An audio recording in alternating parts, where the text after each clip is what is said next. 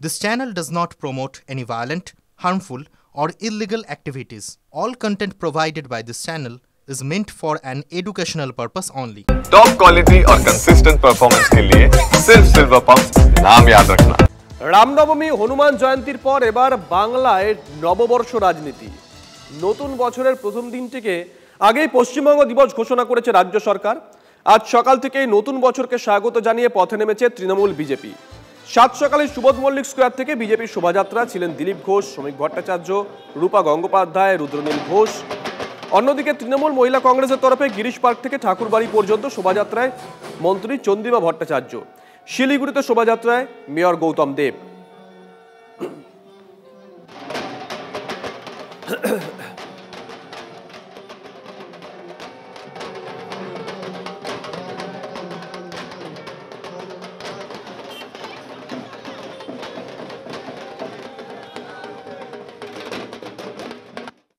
এই ধরনের পরিস্থিতির মধ্যে নতুন বছর শুরু হবে, বাঙালি বাড়ি ছাড়া হবে নববর্ষে, এটা আমরা কোনোদিন ভাবিনি।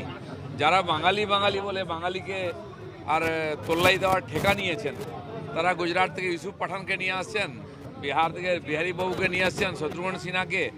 একদিন আজাদ কাশ্মীর জানতাম, এখন অন্য একজন আজাদ এসে গেছেন, তিনি বাঙালির প্রতিনিধি হিসাবে লোকসভায় যাচ্ছেন। এরা হচ্ছেন পশ্চিমবাংলার প্রতিনিধি, বাঙালির প্রতিনিধি লোকসভায় প্রতিনিধিত্ব করছেন। আর যে বাঙালি তারা বাংলা ছেড়ে অন্য রাজ্যে বা অন্য জেলায় চলে যাচ্ছে। এই ভয়ঙ্কর পরিস্থিতি, আর তার মাঝখানে আমরা নববর্ষ পালন করতে এসেছি। কোথায় রবীন্দ্রসঙ্গীত শুনবো, কোথায় নজরুল গীতি শুনবো, চারদিকে বোম বন্দুকের আওয়াজ শুনতে হচ্ছে, ঘর ছাড়াদের হাহাকার শুনতে হচ্ছে। এর চেয়ে দুর্ভাগ্যের দুঃখের দিন পশ্চিমবাংলার আর কি হতে পারে? বাংলার নববর্ষ সবারই করার অধিকার আছে। আমরা একটা ধারাবাহিকতা বজায় রেখে করি। ছোটোবেলা থেকেই নানান অনুষ্ঠান স্কুলে, বিভিন্ন জায়গায়, পাড়ার ক্লাবে করতাম। পুর নিগমের দায়িত্বে আসার পর পুর নিগমে এই প্রোগ্রামগুলো আমরা করছি। সকলের আশা আকাঙ্ক্ষা পূরণ হোক, নববর্ষের শুভেচ্ছা জানিয়ে পোস্ট প্রধানমন্ত্রী। সবার সুখ সমৃদ্ধির সঙ্গে সুস্থতার প্রার্থনা করেছেন নরেন্দ্র মোদী। ফিরে এলাম ব্রেকের পর। নব আনন্দে জাগো, স্বাগত 1432। পুরাতনকে পিছনে ফেলে আরও একটা বঙ্গাব্দের সূচনা। আনন্দ কলরবে নতুন বর্ষবরণ, মঙ্গল কামনায় মন্দিরে মন্দিরে পুজো। ছবিগুলো আপনাদেরকে আমরা দেখাচ্ছি। দক্ষিণেশ্বর থেকে কালীঘাট, সব জায়গাতেই দর্শনার্থীদের ভিড়। ব্যবসা শ্রীবৃদ্ধিতে হালখাতা। 5টা ছবি আপনাদের একসঙ্গে দেখাচ্ছি আমরা। দক্ষিণেশ্বরের ছবি দেখাচ্ছি আমরা, কালীঘাটের ছবি, তারাপীঠের ছবি, জয়রামবাটির ছবি দেখাচ্ছি। দক্ষিণবঙ্গের ছবিগুলোতে দেখালাম, উত্তরবঙ্গের ছবিও দেখবো। মদনমোহন মন্দির থেকে লাইভ আমাদের সঙ্গে রয়েছেন আমাদের সহকর্মী সুমন কল্যাণ। সুমন,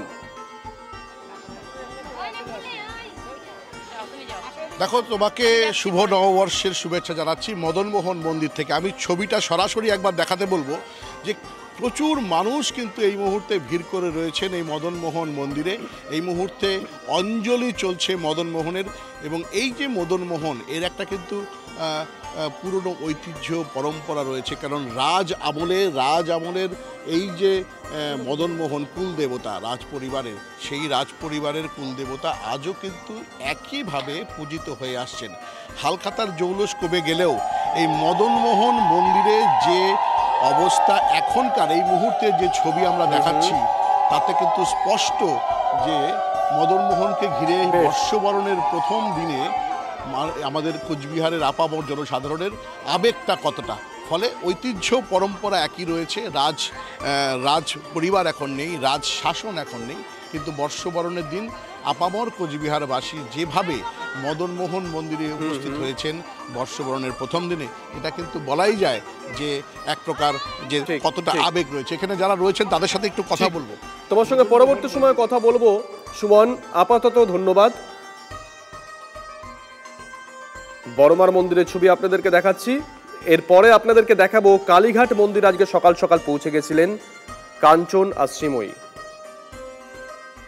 তোমাদের সবাইকে, সব দর্শকদের, পশ্চিমবঙ্গের সমস্ত মানুষদের, সব বাঙালিদের 1432-এর শুভ নববর্ষের অনেক অনেক শুভেচ্ছা।